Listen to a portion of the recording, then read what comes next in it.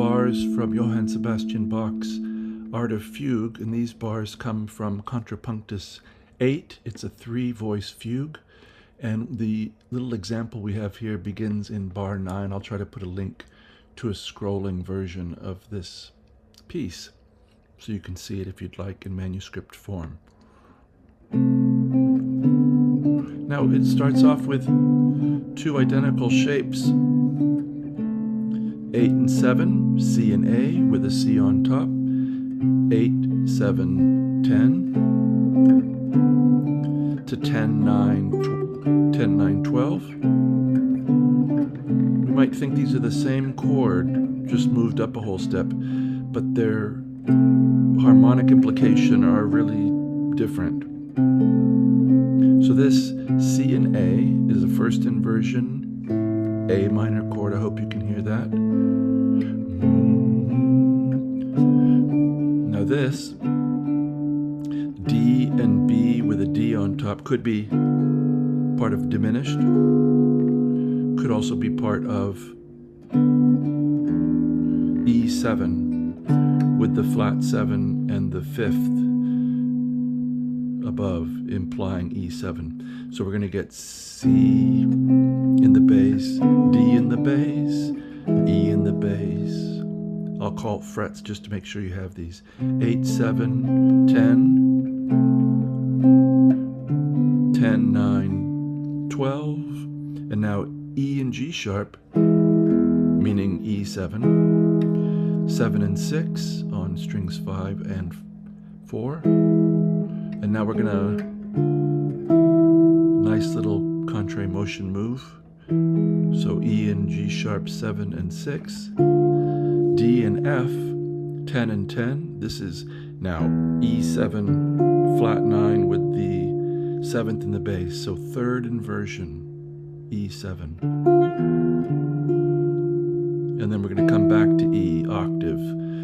So E and E, 7 and 9. And the melody is going to come down a whole step to D. So far, and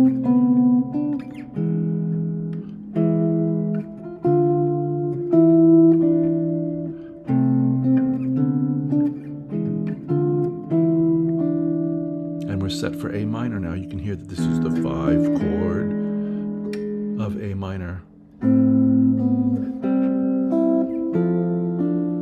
We're going to get this. So I'm using middle 2 fingers, 5th fret of the 6th and 3rd strings, A and C, coming back down to the 4th fret B. Now the bass is going to leap up a 7th, so it can come down again. So here's a little triad. It's A minor 7, 5, 5, 5, G, C, and E.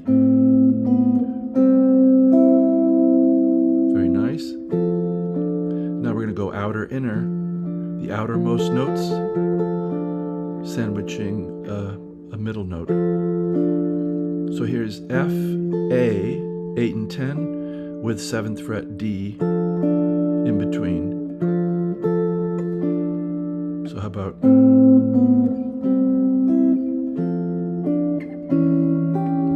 And now an A7, you can hear the root implied.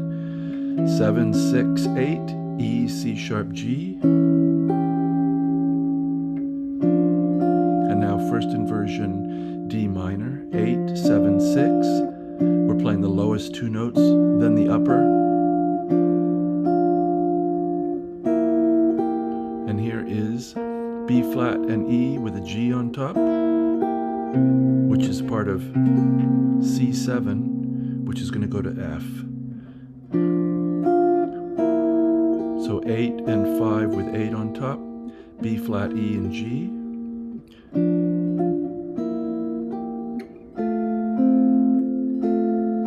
And now F chord. So we had a kind of a 5-1 little mini cadence, but it's quickly gives way to the E7 flat 9 chord that's going to take us back to A minor. So regular F first inversion triad, 7, 6, 5, and timbre going outer inner, so the two outermost voices sandwiching the middle voice. And then we go down a half step.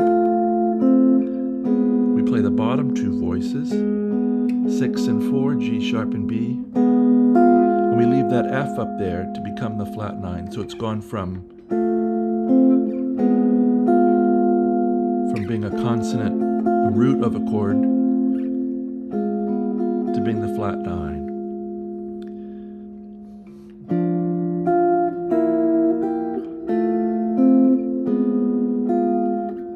And that's going to come to A and E a fifth apart, 7 and 5.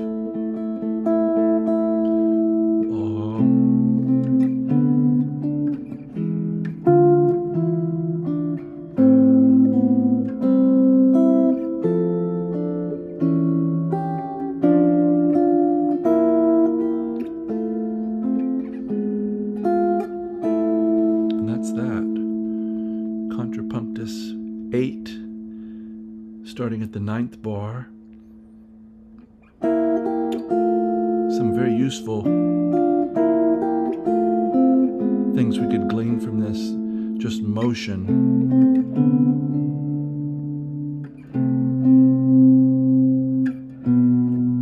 And really the implication is that E7 right below.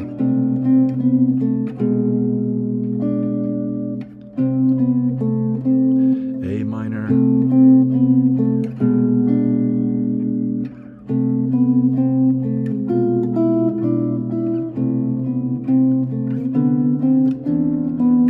There I gave it E open with the B.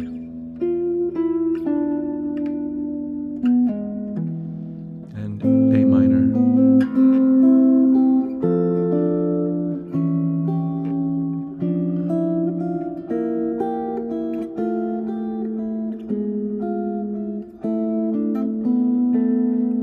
Hope you've enjoyed this. I will put a link to a performance of it with the scrolling score. I'm also going to put a link to an online tuner that I like to use. It's nothing that you plug into, it's strictly an auditory tuner. It's by a company called Gieson, I believe it's pronounced.